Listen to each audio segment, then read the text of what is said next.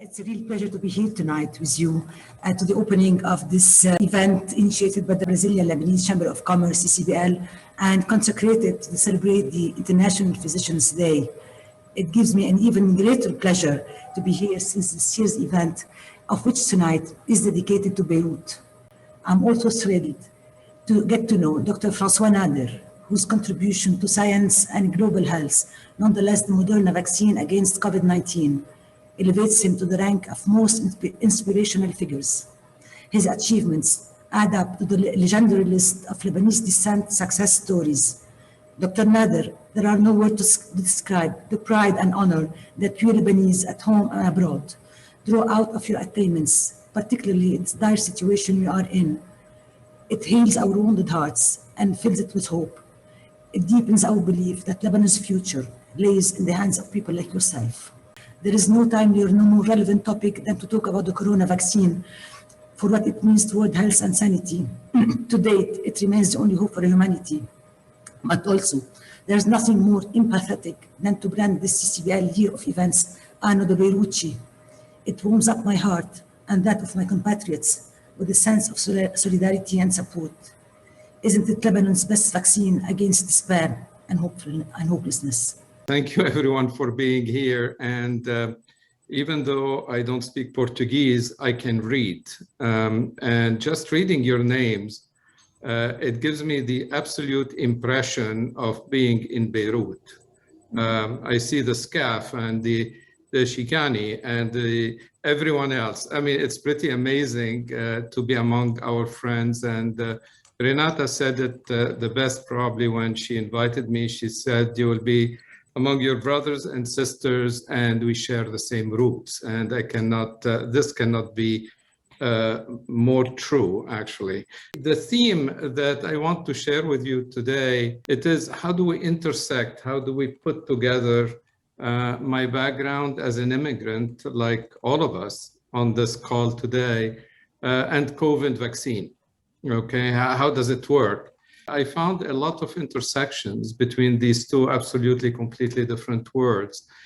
So my story with the vaccine started, first intersection between vaccine and immigration, because we left Lebanon, my family and I, back in '83, a long time ago.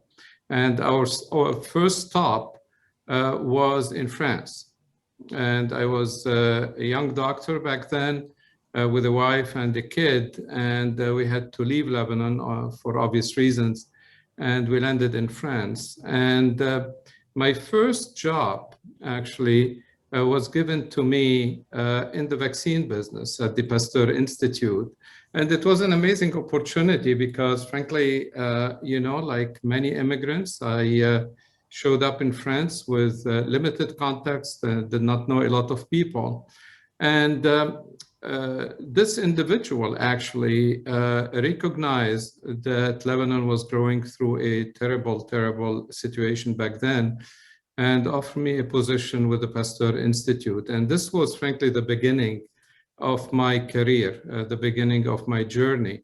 And I had the privilege back then to be, again, front and center in launching the vaccine against the hepatitis B, which was a big, big deal back then.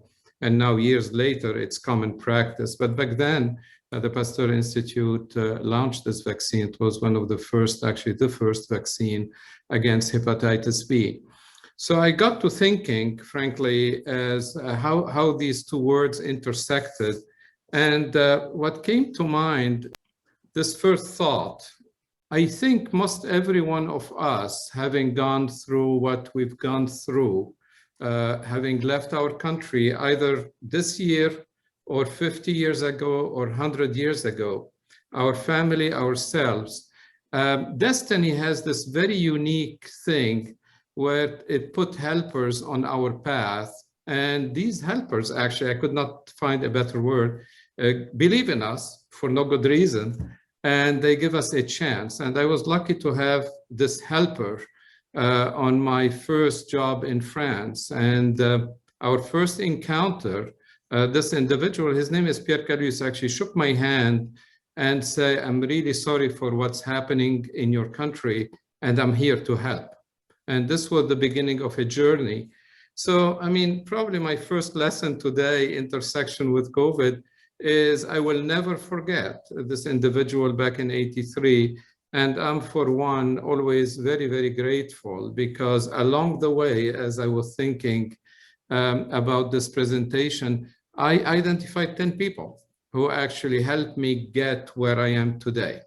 And I would really encourage you as, as friends to think also, take a minute to think who helped you to be who you are today, and just give them a thank you, whether it's a thank you in person, and if they're not around, just a mental thank you, and I'm sure they will appreciate it. Now we are in December 2019. This whole adventure started with nothing, but without this immigration mindset of people involved, we would not have succeeded. Now, these opportunities are never easy or obvious.